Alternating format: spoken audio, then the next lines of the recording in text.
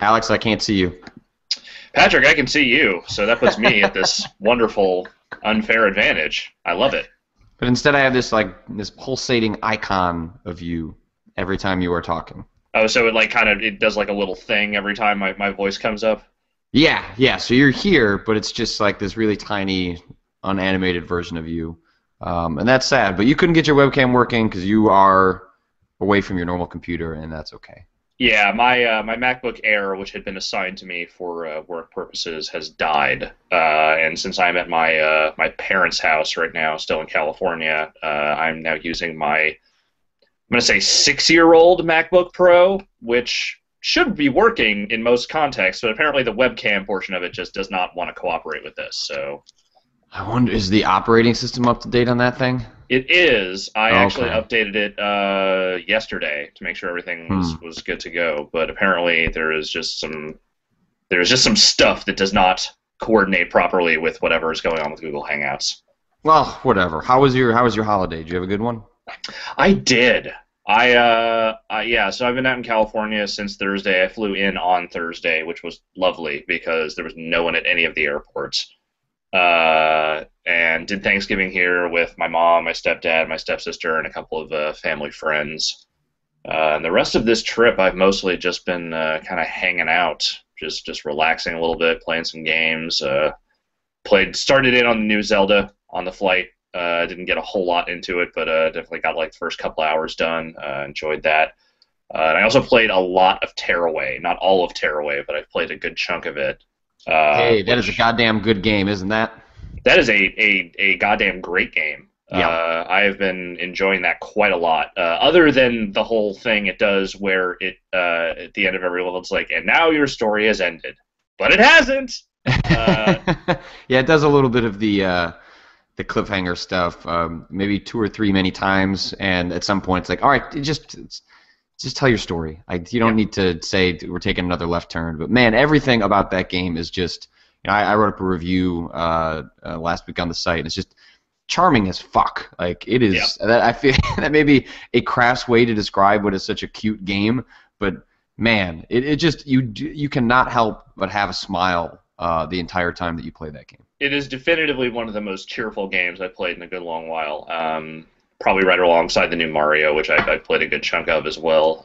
Just bright, colorful, happy, fun, imaginative, all those superlatives. I've been enjoying it a lot. Other than yeah, I was gonna say other than that, mostly it's just been kind of hanging out here, not doing a whole lot. I went to that trampoline place in San Francisco yesterday and nearly destroyed my back in the process, but that was fun Oh regardless. yeah, I've been there once. For people that don't know, it is basically just a warehouse full of huge, ridiculous trampolines that adults go to to pretend they are children. Yep, that is accurate. And let me tell you, I have no child anymore, or at least my spinal column is no longer a child. So we're not going to do that again for a little while. That was fun.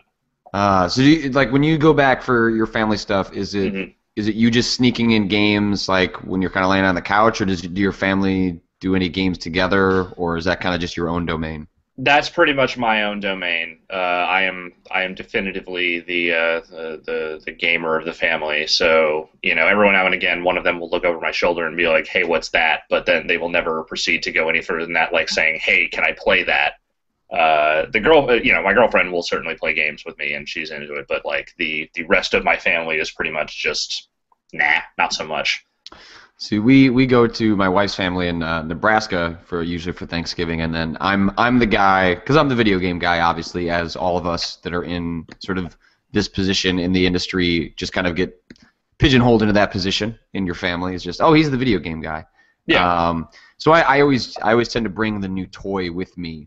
Whatever's new or interesting, I usually drag it with me there, and then it's a chance to for them to try it out. And so I brought my Xbox and my PS4 because I was in San Francisco when that stuff came out. Barely had a chance to touch it when I was home before I had to immediately go to Nebraska. And I thought, well, I just spent $1,000 on these damn machines. I'm gonna bring them with me, and even if I won't play them while I'm there, her cousins were obviously super excited to have the opportunity to play both of those. yeah, Um, understandable.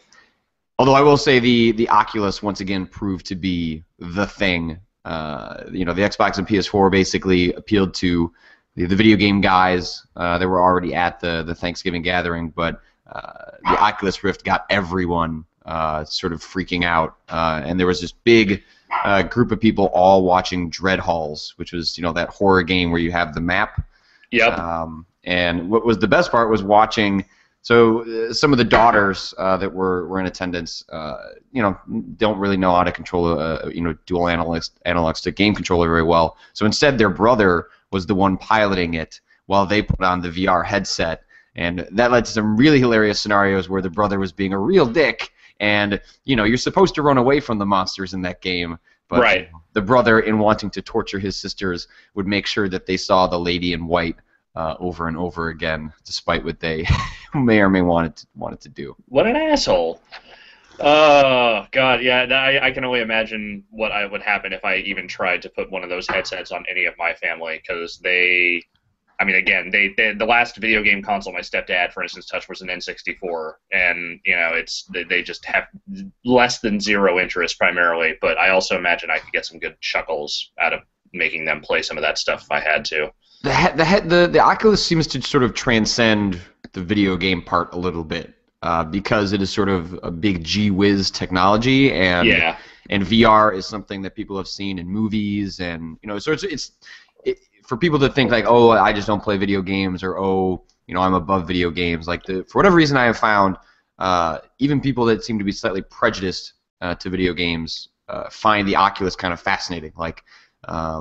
My wife. It's different, It's different than the usual technology and setup that they're used to, and it's it's one of those things that even when it's at its jankiest, it still feels like a wild stab into the future a little bit. Yeah, it's like specifically there was the roller coaster, was kind of the demo that everyone knows, but that is the one every single time that I had family members lining up to be the next one to play, because it's. I think part of the problem is that when you see these video games, it's sort of it's these fantastic worlds that people can pretty easily write off, but like a roller coaster is something that everyone knows, and everyone knows how a roller coaster is supposed to feel, and everyone knows how a roller coaster makes you feel when you're on it, and so I think that's why that ends up proving so popular, is because that's something someone has done in their youth or has done recently, and be like, okay, I know how this roller coaster is going to go. It's not Gears of War or some other video game with a gun, and I think that's also why there's this one other demo called Tuscany, which is sort of the original Oculus demo where you're kind of going around a house and you can kind of just look off at these vistas. That one also proves a big hit because it's like, oh, it's just a beautiful house in a beautiful part of the world. It's something people can relate to, as opposed to any number of regular video games, which just is too abstract for people to kind of grapple with. But please tell me more about Tearaway, because I don't think anyone else on this site is going to play Tearaway, and I think it might just be you and me, and that really bums me out. Yeah, that would really bum me out, because that game is charming as hell. I don't know. I mean, the thing that has struck me the most about it, apart from the art style, which is pretty fantastic, and immediately caught the eye of pretty much anyone that saw me playing it over the course of the weekend, is just how kind of effortless a lot of the touchscreen and Vita stuff feels. It's one of those things where they definitely throw the kitchen sink at that game in terms of like trying to do like all the different touchscreen and camera and all that stuff with the Vita for the game, but like the mechanics of it are really simple and they're really functional. Like I think I maybe ran into like one or two instances where it wasn't quite doing what I wanted it to do, but that was usually because I didn't quite understand what it wanted me to do, so I wasn't like quite doing it right. In general, like everything it tries to do with the Vita tech, it does really, really well, which is kind of a nice change of pace from, some of the, I don't know, I guess some of the not that there's been a whole lot of Vita games in general, and not necessarily a whole lot of Vita games that have tried to really take, advantage of that technology really since launch, because it's been stuff like, it's like stuff like Escape Plan, like that's like the last like really Vita-centric game I can remember coming out. Otherwise, it's just been a lot of stuff that, is handheld focused, but is not necessarily focused on being a Vita game primarily, and that's kind of a nice change of pace to have that. Yeah, and this is just kind of a tiny thing, but I've been playing a bunch of A Link Between Worlds at the same time that I'm playing Tearaway, and the DS touchscreen is terrible. Not that that is news to anybody, but especially when it comes to using your fingers. You know, Oh yeah. my stylus is buried somewhere. But for most games, you can kind of get away with just fudging your finger. You know, especially in A Link Between Worlds, where you're mostly doing it to switch items that are big fat icons. Or, but the thing is, when you want to drop pins on the map, and you want to like, hey, I know there's a secret over here that I can't get to now, but I want to come back, so I'm gonna pin that. So I've been using that actually pretty often. You know, I can't get it to work half the time with my finger, and it's just. I've known that's the case for a long time, but then playing Tearaway, a game that is constantly having you touch the front and back and allows a certain level of precision that you can just do what you need to do and not worry about it. I don't know. It was just nice and just reinforced. You know, I know why Nintendo's touchscreen is as bad as it is. It's for cost reasons, but man, it is terrible. Yeah, it's not very good. If you have the stylus and the functions that are trying to make you do aren't too specific, it's fine. You know, it'll do the job. But like the more specificity they kind of plug into that thing, the less fun that thing is to deal with. The one thing I will say about Tearaway, in regards to that stuff in general and just everything, is that it does what every good Vita game does, which is remind me how sad it is that the Vita is such a really terrific piece of technology. Like, it's a really good, well-designed, you know, very well-functioning system, very surprisingly powerful for what it is, and, you know, there's just not really any games for it. It's like there's not a lot of good reasons to buy that system. And every time there is a new one, I'm happy that it's there, but you know, those come so few and far between that you talked a little bit we've talked a little bit in various points about how that system is kind of recapitulated itself sort of as like this, you know, secondary device to the PS4 now, since it does the remote play. That's kind of how Sony is positioning it now, which I'm not really convinced will help sell that device at all. I think the only thing that would feasibly sell that device in greater numbers is maybe a slightly cheaper price and a good deal more games than it has right now. And this makes me sad, because I can't remember the last time there was a good gaming platform. I guess maybe it was the Dreamcast, but I don't really like to throw that association around too much. But that was probably the last time I enjoyed a platform as much as I did that had so little support behind it. You know what I mean? Mm-hmm. Yeah, I think if you are buying a PS4 or own a PS4, the Vita is a very worthwhile addition, especially if you're gonna have Plus, which is sort of a requirement going forward on PS4s if you want to do multiplayer. So most people are gonna have Plus, which makes the Vita, I think, a really compelling device, especially if you can find a sale like today. I think Amazon has the Vita bundled with The Walking Dead and a big memory card and a case. And maybe something else for like $179. That's a really good deal. And I think Tearaway is also $10 off on Amazon today. I was looking at some of the deals this morning, and you know, if I didn't already have one, that would, you know, I think that would be a good compelling reason, especially if you think you're going to have a PS4 or do have a PS4. I think it will be something you use quite a bit. But if you just want a handheld device, you know, the 3DS is a not great system with a ton of games. And I think the Vita will be one of the, you know, sort of like the Wii U or the GameCube or the N64, like a lot of Nintendo consoles, in the sense that, you know, in a couple of years, the Vita will have a really compelling library of games that will make it worth picking up and getting a lot of that stuff for very cheap. But if the Vita is your sort of like primary handheld system and you don't have that connected to a PS4, and especially if you don't get a Plus account, like that removes a lot of the reasons, I think, to get one necessarily right now. But you're right. It is, you know, I kind of alluded to that in the beginning of my Tearaway review, is that it feels like Tearaway is this sort of look into an alternate world where things went slightly differently for the platform, and you had a bunch of games that were, you know, taking really interesting advantage of all the features in there, because it just doesn't feel tacked on. Like the platforming part of Tearaway, I think, is probably still its weakest element. Yeah. It remains a difficult thing for Media Molecule to crack, but I think what they did differently in Tearaway was play down the platforming and play into their strengths, which is like they're clever, they're funny, they know how to make gimmicks that just feel genuine, like, because they're still sort of gimmicks, but they work really well within the context of the world, and the aesthetic plays into the mechanics, and it just feels like it plays everything to Media Molecule's strengths. And the only times where I really got frustrated with that game were later on, if you're trying to do all the collectibles, which I did enjoy doing for the most part. The precise platforming just isn't that great. No. I found it difficult to line up my jumps. The way the shadow of your character displays doesn't allow you to use that to your advantage in the ways other games do, and the camera doesn't always turn around in the instances that you want it to.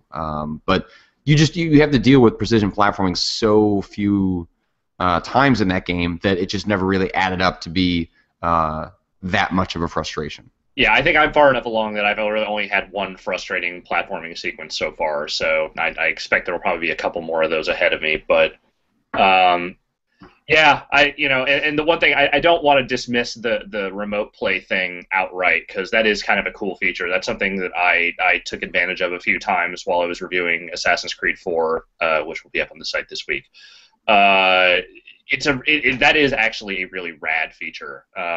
That's something that I had no intention of really using at all, just kind of in my own day-to-day life. But as I increasingly found myself wanting to move away from just my desk playing that game, that goddamn 35-hour game or whatever the hell it is, I'm shocked how easy and simple that thing is to use, functionality wise. It literally is just plug it in, press the button, make the thing go, and it goes, and you can just play, and it actually looks really nice on that screen, surprisingly. Yeah, and I saw there was a video on YouTube of some people trying to kind of stretch the technology a little further than maybe Sony would recommend, and it sounds like people were using the 4G on their phones and tablets as a hotspot and getting remote play to work just fine, which I think is really impressive and cool. Also sounds like a great way to use up your bandwidth cap. Yes. But the fact that it does work, makes me excited for maybe what's going to happen in the future. And I think, and this is, I believe David Perry said on Twitter that some of the Gaikai stuff is used in remote play, and so it does make me a little hopeful that maybe they'll find a way to make this PS3 backwards compatibility stuff work in a not terrible fashion. Obviously, I'm sure this gives them a lot of data on people's their own network setups on what's working and what's not working. Right. Remote play is currently limited to 30 frames a second. I imagine they could bump that up if you have a fast enough connection, but it makes sense why they don't currently. And I don't know. I think it's interesting. I think you're right that I'm in the same boat as you, that I won't use it all that often, but for games that have, let's say, a ton of collectibles that I do want to engage with, putting that on remote play and then also watching TV sounds pretty cool. Yeah, it's very handy if there's anything else you want to do, because especially with those those games that just have a tendency to keep going and going and going, as AC4 did. At least I enjoyed it, I'll say that much, but man, that game just did not want to stop. Well, those are Assassin's Creed games in general. Those games are not short by any definition. But you're really enjoying that one, because that is my next big game. I did. I went in kind of hearing that it was good, but not necessarily expecting a whole lot, and ended up enjoying it a whole lot more than I had planned to. As someone who really did not like 3 at all. Yep. This is this is probably the first AC that I would consider fully open world, in terms of you can just kind of go to all these very distant somewhat differing locations and just kind of point to point to point on the map with either fast travel or with your boat, and that stuff is done surprisingly well. The world has a very lively, active feel to it. Even when you're just kind of out on the ocean, there's always something going on. Even if that something is a little ridiculous, constant naval battles going on in the background, or just nonstop cargo and castaways floating around in the ocean. But that's certainly better than the kind of weird dead zones that a lot of the world in 3 had. And Edward Kenway is not the most detailed or exciting character in AC lore, but he's interesting enough, and the story and the scenarios they build around him are really fun. All the towns have tons of activities in them, and they're pretty variable, and I only a couple of times found myself getting a little bored with the progression of it. Most of the time. I'm sorry, go ahead. I was just going to say that I think that series set an unfortunate high watermark for itself with Ezio. And that's, Ezio was such a cool character. Like, he was suave and funny and sexy and interesting. And then, making another character like that is not an easy task. No.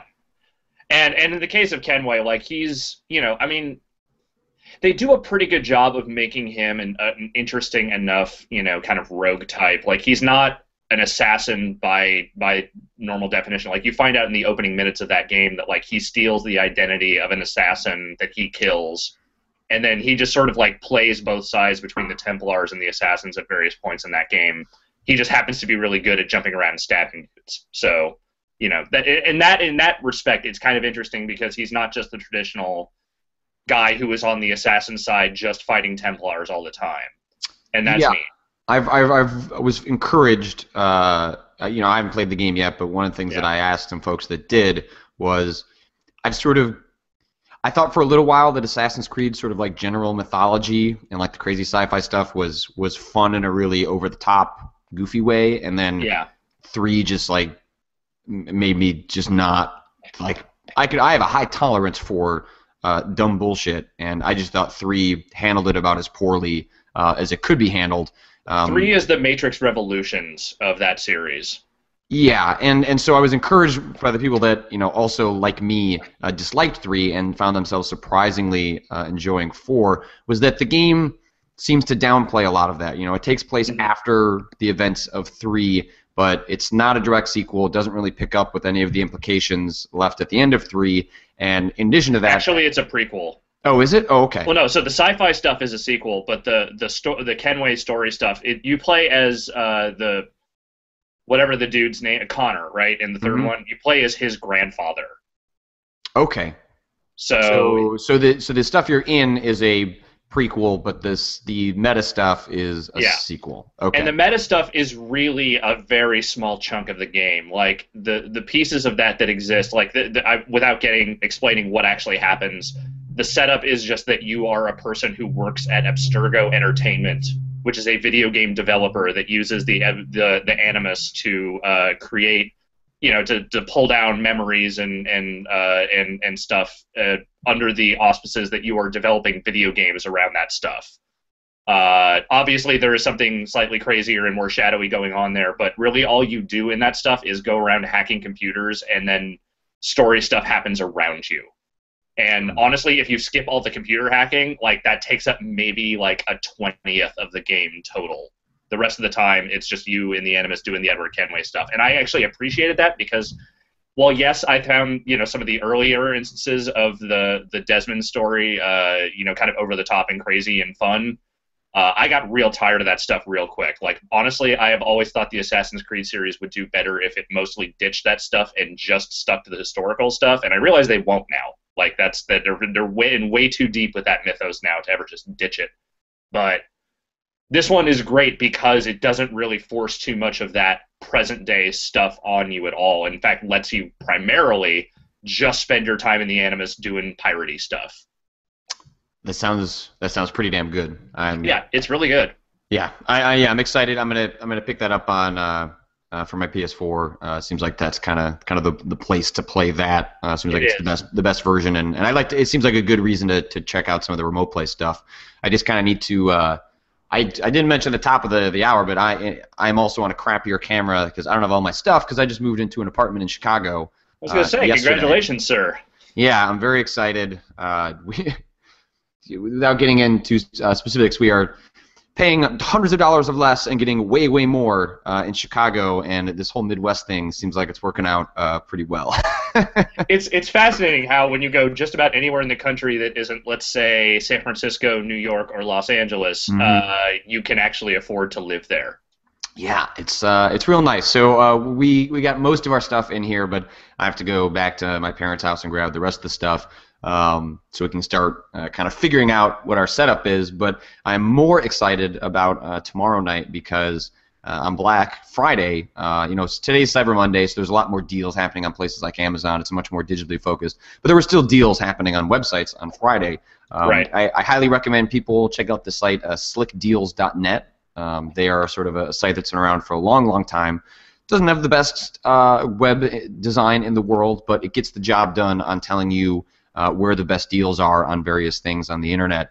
And they pointed me to a 60-inch Vizio TV that I picked up for $650, which is showing up tomorrow evening. And I know people have some very strong opinions about the Vizio brand, but you know, by all the research I've done on that TV is that it is very solid.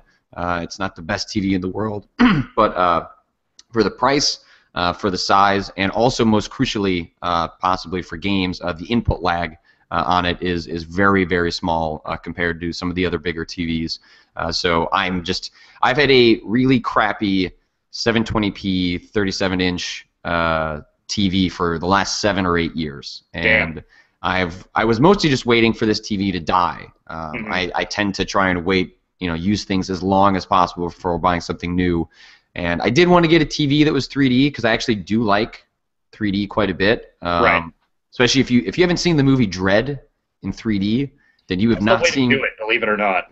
You have not seen what 3D is capable of. That is like 3D in the hands of a master with that film. It looks so damn cool. But I think in aggregate, I will get more enjoyment out of more inches on a TV.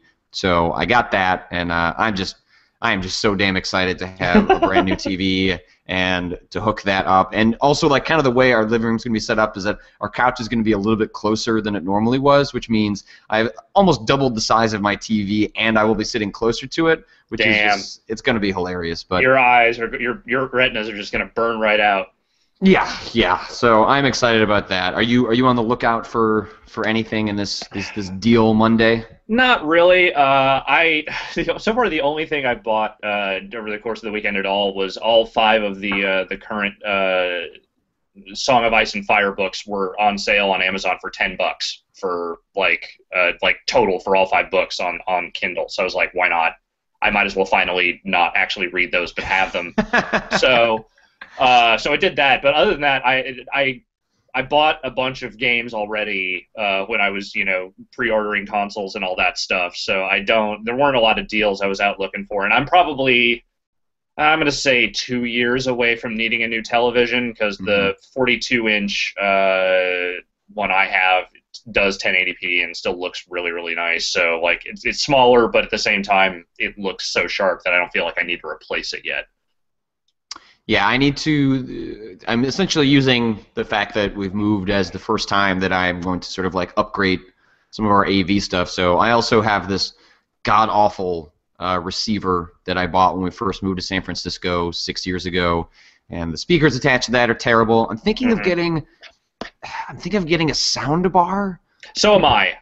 People seem to like. It seems like the best. It's good sound quality that can give you a sense of stereo, and it makes a lot of sense in an apartment as opposed to having, 5 speakers set up in an apartment that maybe you can't alter the walls or put things in a way to get that set up properly. So the sort of constrained space that our little living room setup is going to be in, I think I'm going to get a sound bar. It seems like people that do have some of the nice ones are pretty happy with them.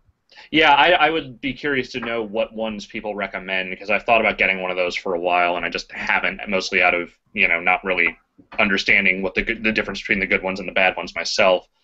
That would go really well in my apartment, though. I will say that now that I have 2 goddamn fairly sizable cameras set up in front of my TV, the real estate in front of my television is becoming increasingly sparse. Do you have the PS4 camera? I do, and I like it because it works. It just when I turn on my PS4, it just looks at me, it signs me in. I don't have to do anything. The 4 voice commands it actually has all seem to pretty much work, so it's nice. I'm kind of hoping they add something to that. The Kinect has been a lot more hit or miss for me, so I'm maybe a little less fond of that. I can't get it to turn off. It doesn't listen to. Yeah, it'll turn on when I tell it to, and it'll do some of the snap stuff, no problem.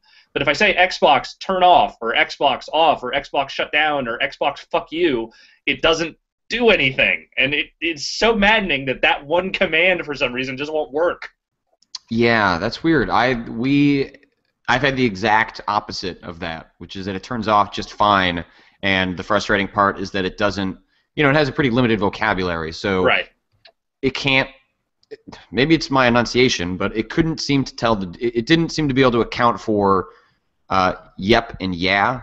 It needs to hear yes. Yeah. Whereas the nice part about I forget what Google's voice thing is called, but whatever the thing they have on mobile devices, and Siri, which is also not fantastic, but is useful for a number of different functions. You can say yep and yeah, like it knows some other vernacular, like it knows some slang. And I think the biggest problem with Kinect is that it's trying to do a whole lot more, and it can be frustrating when you're not using the very specific language that it wants you to use. Like I should be able to say Xbox open Netflix and not Xbox go to Netflix. And I think they'll get there. I think part of the reason you don't have that stuff is that you just need more data.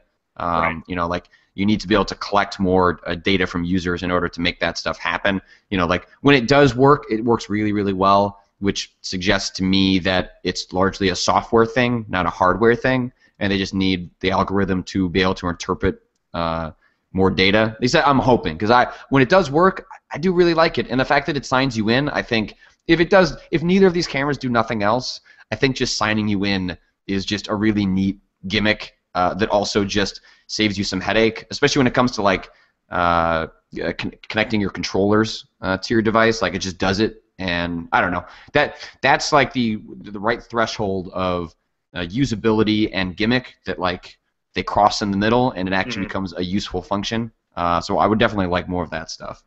Well, I mean, considering the fact that there are basically next to no Kinect games on the horizon and less than no PS4 camera-focused games on the horizon, maybe that is all they're going to do for the foreseeable future. Yeah, I wouldn't be surprised if we don't see major updates to that stuff until, the big year-over-year firmware updates next year. I think they'll want to spend the time collecting the data, making that stuff work, and then if we do see any refinements, I guess it'll be next fall. But I was kind of hoping, because these machines both have background downloading and can update on their own, that it kind of solves Sony's continued problem last generation, which was all these damn updates that interrupted your ability to watch a movie, play games. Right. And this time around, that should just happen at night, and it doesn't matter how often they update it. So hopefully we get something in between of that, which is like it'd be great if we got like a spring update and a fall update. Something that brought in some new features, made it feel fresh, but it wasn't all the way, waiting till E3 to hear exactly what that stuff is. So unfortunately, I think we probably will be, which is I think you're probably right. Yeah. I think you're probably right. Did you play any other games? Not really. It's mostly just been Zelda and Tearaway here, and I need to play a lot more Zelda. Though that game is, the 2 hours or so I've spent playing it, I really, really enjoyed. I like the feel of it a lot. It's really damn good. I've probably put maybe 6 or 7 hours into it. I think I've finished, 2 or 3 of the dungeons in the Dark World section, and just obviously it's building off sort of a masterpiece. It's using one of the greatest games ever made as a template. But I was listening to the 8-4 Play podcast, and they were talking about the game. And one of the points that John Riccardi made was that hopefully this game serves not only to remind players about the best elements of Zelda games that have been lost for a long, long time, but maybe in the act of creating this, it also gives the developers confidence to infuse the Wii U Zelda game with some of these sensibilities. Because while it's fun that you're playing a familiar world that's been kind of remixed and is a little bit different, I think what we all truly want is a brand new world that has that same sort of feeling of exploration, that you don't know what's around the next corner because you can't use any of your nostalgia to sort of fuel what might be there. And the idea that they would be able to take that to like a fully realized big 3D world and kind of make, the next leap that we've wanted them to make with sort of bringing Zelda into that dimension. I just hope it gives them the confidence to do that. Because what I really like about A Link Between Worlds is how, I'm echoing a lot of other sentiments that people have expressed, but it's just not hand-holdy. It tells you maybe, every 90 minutes to maybe think about taking a break. But other than that, it doesn't constantly tell you, hey, here's how you're supposed to do this section, or here's how you use this item, or it just kind of lets you do your thing, and it has a hints item for you to use if you do get stuck, or for people that don't like how on hand-holdy the game is. But it's just nice to have a Nintendo game that isn't constantly telling you, hey man, you've never played a video game before. Like, here's how you do this. And Mario 3D World is the exact same way, where it allows you to engage with a lot of mechanics and items that it doesn't explain until much later. And it does get around to explaining it for the people that maybe don't know exactly how it was working. But they just seem to be finding a better balance now in wanting to appeal to a wider audience, but not being condescending to the folks that have been there forever. Maybe that's a result of the fact that they find themselves in a spot where they have to appeal to the hardcore a little bit more than they did in the past. But I don't know. I think it's an encouraging trend for Nintendo software-wise, even if they're struggling overall for sort of the hardware race.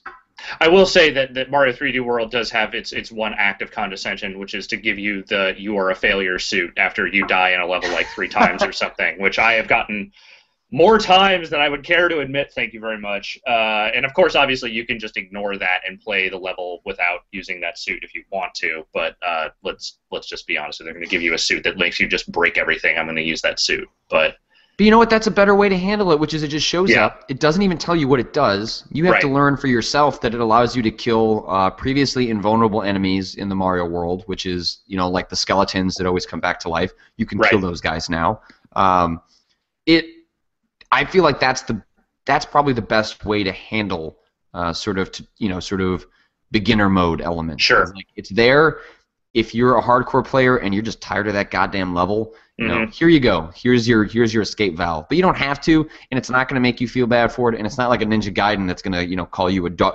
It's not dog mode. Because you can't hack it. And it's just interesting to see how they're handling that stuff, and it seems like the way they're handling it is just kind of stepping away and then finding ways for you to engage with stuff that you don't understand only if you want to.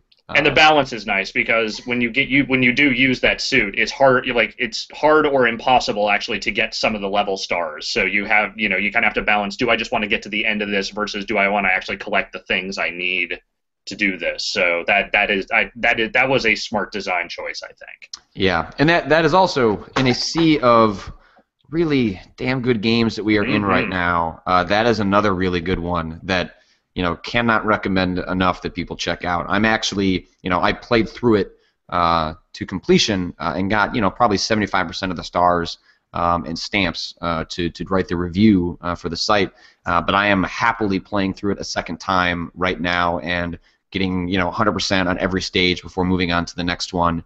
And it's just such a good game. And that team is absolutely the best team that Nintendo has, and they do such a good job of that weird balancing act of the things that you remember and love while also having the brand new things that completely change your expectations, and in a way that it leverages what you know without making it seem like it's just retreading old ground.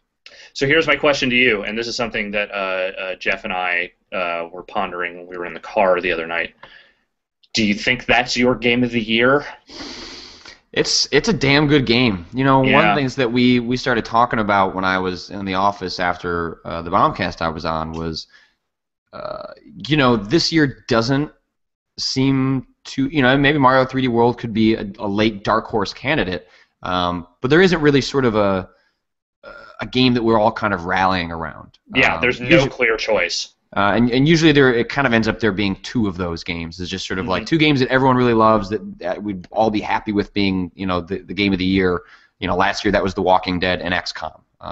And those are two goddamn good games that I'd, be happy to crown as the best game that came out last year. And then it's just mostly a matter of figuring out where arguments lie. But, I keep track of all the games I play all year. I have a little notebook that I just keep all that stuff in, largely so that I don't forget some of the games from the first half of the year when I get around to figuring out that list in the second half. And although this year doesn't have like a lot of huge standouts in terms of like games that like hover above everything else, there were a lot of really good games that came out this year. Yeah, there's a lot of like what I would say, were like definite favorites, but not one that I would say, oh well, this was, nothing that knocked me completely on my ass. Like Last of Us, pretty close. Mario, definitely up there. Rayman Legends is a game that I am still, thumping hard for anywhere I go. But I imagine, I know you got my back. I don't think anyone else is going to have my back on that. Brad Shoemaker is not going to have our back on that. He is a dirty Rayman backstabber that has no honor.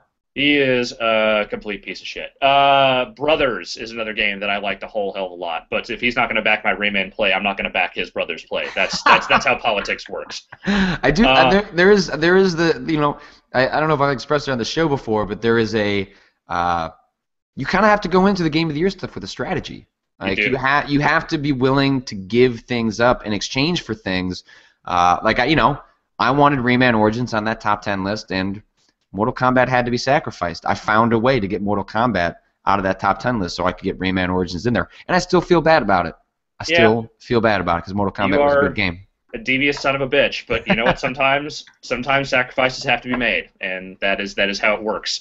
But yeah, so there's like 5 games I would all say are really, really good, really great games, but I'm having a really hard time picking one over the other. Like they're all really enjoyable, but like on kind of an equal plane for me. So that's... And none that I would immediately go, oh, well, that's the game of the year, and no instant choice there. So this is going to be a bloodbath this year, I think, like even more so than usual. Yeah, I when I start to think about just trying to figure out how even the top 10 shakes out, like, I mean, there's just so many, there's a lot of, like, let me pull up my list. I've got, let's see, Devil May Cry came out this year. I really liked it. It did. TNT was pretty good. Fire Emblem Awakening came out this year. Really goddamn good game. Year Walk, absolutely one of my favorite games this year. And Device 6, which was also very well liked. Yeah, Antichamber, like that game came out this year. What? Papers, Please came out this year. Yeah. There's just just looking through this list. There's just Gone Home, Shadowrun Returns, Gunpoint. AC4. AC4 is probably going to be on my top 10. Rogue Legacy also came out this year. There's a ton of really great stuff, and I mean, I guess that's probably the best scenario possible is that whatever the top 10 list ends up being, it's going to be a bunch of really good games, regardless of it is equally representative of your own personal top 10 list. Like it's just going to have a bunch of really good games on it. I feel like this has just been a super solid year.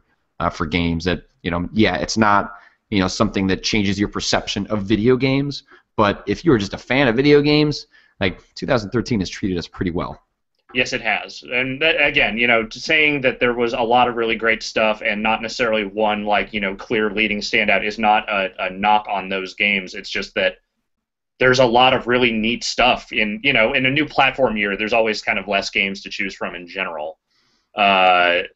But yeah, I mean, just the way the PlayStation 3 era closed out was really strong. Nintendo's had a ton of great stuff. There's been some really amazing handheld stuff. There's been an amazing swath of indie games, as you just listed off. So, God, yeah, all right. I'm going to have to start actually start plotting out my list, because the last time I looked at it, it had like 24 games on it, and obviously that's going to have to come down some before we get to the discussions here. Yeah. It's gonna be depressing, but if people have questions they want to drop into the chat as we wind this down, we'll try and pull in some of those. Any news happened last week? I wasn't really paying attention, to be honest with you. I pulled up some stuff. PS4 launch went really well in the UK. Not a big shock. Sony has kind of always dominated that territory. The UK has always kind of been PlayStation country. Wouldn't be shocked if that continues to be the case. The Xbox doesn't, perform the way they do in Japan, but it's just Sony's kind of always had that territory on lock, and then it's kind of balanced out with Microsoft having a lead in the U.S. and we'll see if that shakes up at all this time around. Sounds like Peggle 2, December 9th. So yes. Another reason to turn on your Xbox One. I played it. It's good. So look forward to that one. Yeah, more Peggle. Sega confirming the Shenmue 3 trademark is fake. That's not a big shock. I don't think we're going to get Shenmue 3, guys. Nope. But I am looking forward to. I don't know if you saw that Yu Suzuki is going to do a postmortem at GDC next year with really? Mark Cerny translating, which that sounds super awesome. Like Shenmue is a game that never really appealed to me when it came out, but I also I respect it for what it's like, just naked ambition, and I would love to know more about how that game was made at the time, for sure. Oh, totally. Yeah, I imagine that he has a lot of interesting stories about the process of making those games, and certainly the many years of swirling rumors and aborted projects that have come since then. That seems like it would be a pretty fascinating talk. Oh yeah, Walking Dead Season 2 comes out this month. Starts this month. That's right. And right, it does. I could not be more excited for that. Could not be more excited for that. So I'm going under the mentality of both Wolf Among Us and Walking Dead Season 2 would be contenders for Game of the Year next year. Yeah.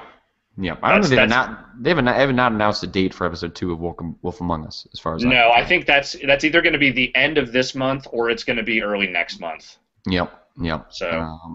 But yeah, looking for that. I think it's called All That Remains is the first episode of Season 2, and if you look at Telltale's Twitter account, they have a background image that's kind of teasing it, and it looks like she's going to get into some trouble this season. Looks like it's not going to be an easy ride, and I'm looking forward to see what horrors await from Telltale this time around. Is the whole soundtrack going to be that sick metalcore band, All That Remains? Man, don't give them any ideas, Alex. I don't think they would do that regardless. Jared Emerson Johnson is a fine composer. They don't need to license bands.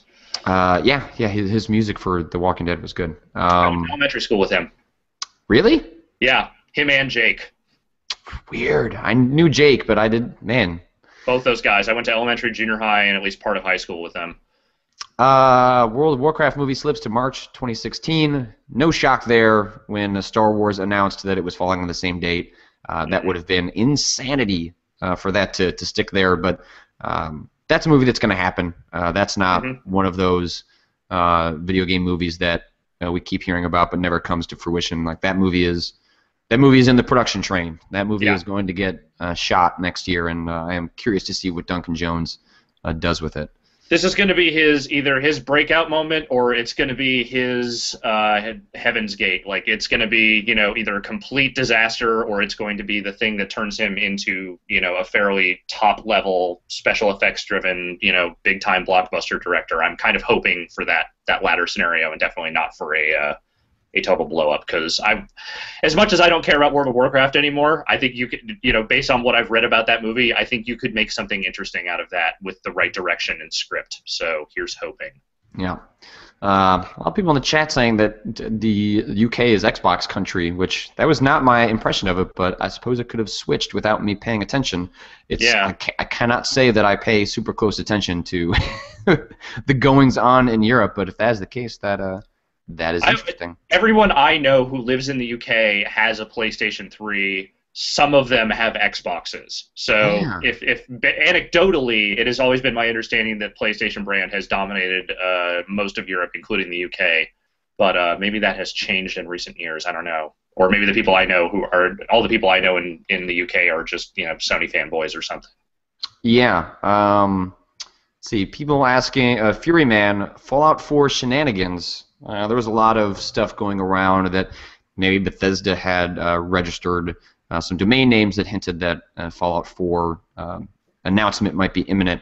It sounds like some of that stuff may be a little suspect, but Bethesda's going to make Fallout 4. That's not. Yeah. I would be genuinely shocked if that was not the next major game from Bethesda Game Studios. And they announced Skyrim at the VGAs in the past. I would not be shocked if they announced Fallout 4 at the VGX.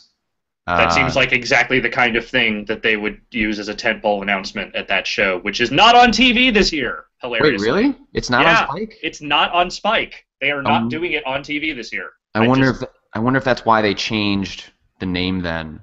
I think that is one of the reasons. Yes. Interesting. That's weird. I mean, that doesn't shock me, but I wonder what B-list celebrity they coax into hosting it this time around, or did they already announce who's going to do it? not announced who the host is. And yeah, like when I went and did a bonus round last week, they were not talking about any of that stuff. So I don't know if that's been decided and they're being secretive or they just haven't figured it out yet. I am genuinely curious what Nintendo is going to announce there, because Reggie made a big deal that he's going to show up at this, and I don't think you show up to this event with another Smash Brothers trailer. No, I mean, the only way you could do that is if you had like a really long gameplay-ish heavy demo. But that would be, yeah, I don't know. I don't think that's the thing you can bring necessarily for that. I'm trying to think what they've announced for next year that they could show for the first time. I mean, guess maybe that Yoshi game, but I don't think that's enough. They could announce the new Zelda. They could, but from what I know, from what I've heard about that game, because I don't really know much of anything about it, is that they are not that far along in it. So if they actually have footage to show, it's going to be super early.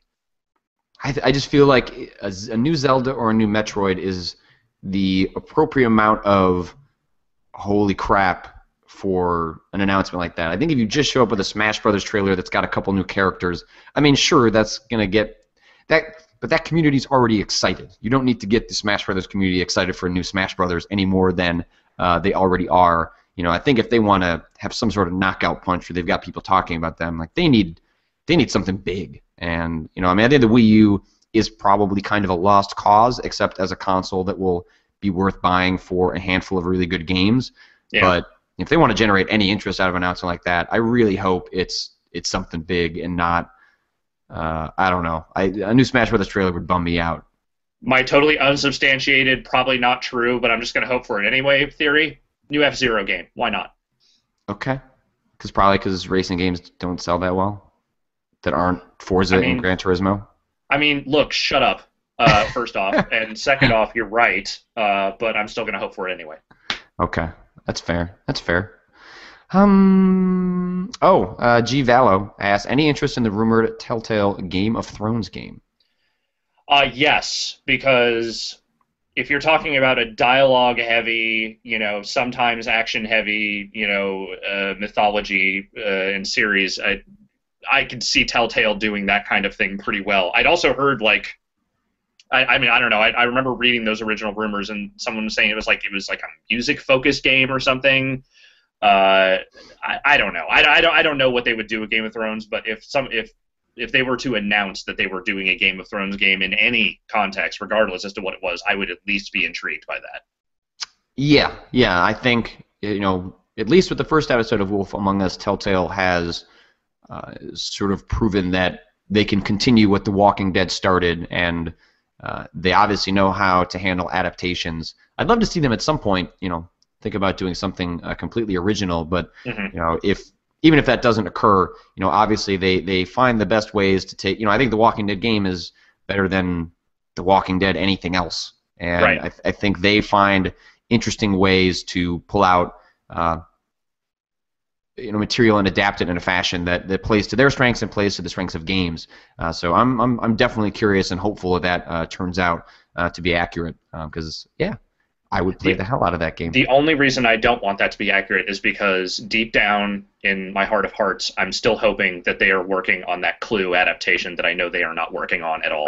I've been yelling at them to make a Clue game forever, and they won't do it. God damn it.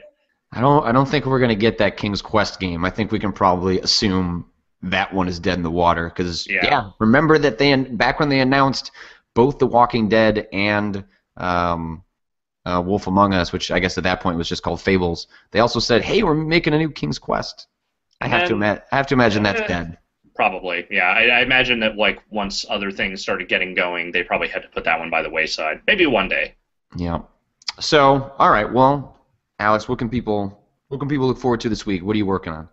Yeah, so I'll have Assassin's Creed 4 either written up for today or tomorrow. That will be a positive review. Spoiler. I am probably going to be sitting in on the Bombcast this week. We are looking at recording a Power Bombcast this week while I am in the office. I think Rory and I are also going to try and do a movie podcast this week, so a lot of podcasting.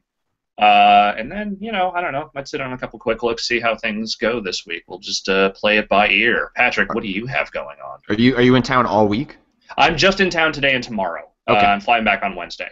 Okay. Well, I need to, as soon as this closes, I have to drive back to my parents' house, go grab the rest of my stuff. I don't have my PC here, so I'm sort of limited on what I can do from this laptop. But I'm hoping, I've already got internet set up here. It's even faster. It's way faster than it was at my parents' place. Nice. So I'm hoping that I can get that. Today I have some interview dump trucks I can prepare so that people have some stuff to go up on the site. But I'm mostly hoping to spend today getting all my stuff in and get my setup prepared so that I can kind of get back to normal operations tomorrow. So I'm hoping to maybe try and do a Spookin' with Scoops later this week. I just can't quite nail down a time until I've got everything set up here. But that is tentatively the plan. And then other than that, yeah, I've got a bunch of interviews. I do recommend people check out the one that I put up, I think on Thanksgiving. It's one with this writer and cosplayer, Maddie Myers. It was a super fascinating interview where I don't know anything about cosplay, and I think for most people, cosplay is just something that they flip through an image gallery of every once in a while, and it was just this really interesting interview where she was able to articulate a lot of what makes cosplaying interesting to the people that actually do it. So I recommend people checking that out, and I've got an interview with the game designer Porpentine that I'll have up sometime this week. I've got this awesome interview with the Typing of the Dead Overkill development team. Oh, awesome. Talking about how their studio went under in the middle of that game's development and how they reshuffled around to keep that game alive. And then I also have an interview with the writer of, I think it's what's the Diablo quote? Stay a while and listen? I think. Oh. Yeah. You know what I mean. I do know what you mean. I can't place the words together though. Yeah, I think that's what it's called. Anyway, he wrote a book about the development of Diablo and sort of the evolution of Blizzard North, and so we chatted with him about some cool anecdotes that he picked up while writing that book. So that'll be up sometime this week too. And then I don't know. I'm not sure when I'm going to be connecting with that asshole Max Temkin, but now that I live in Chicago, him and I have some pretty cool ideas, and I'm also looking forward to being able to do some more quick looks with some folks that are out here in Chicago. And the last thing we probably can't do it this week, but we need to get to it soon, is we need to play some more Risk of Rain. God, yes, we do. When I get back to New York and we are through this week, I am up for any Risk of Rain anytime you want. Yeah, let's tentatively say Risk of Rain for next week, and I think we may need to do that more than once, because I think that I want that to be my excuse to play more of that game, because I keep thinking about it. Yeah, I do too. It's weird. Like I've told a couple of people about that game over the last couple of weeks, and all the people I have told about it who have actually gone and played it have immediately come back to me and said, "Man, you weren't fucking kidding about that game. I keep playing that game. What is going on with that game, man?" So yeah, I think that the virus of that one is starting to spread bit by bit. Cool. All right. Well, Alex, I will talk to you on Friday. We were supposed to have a guest today, but because we didn't have a Friday show and I was in the middle of moving, we unfortunately didn't have enough time to prepare. But we will reschedule David S. Gallant, who is a super cool dude, and we'll have him on sometime soon. Yeah, I will talk to you on Friday.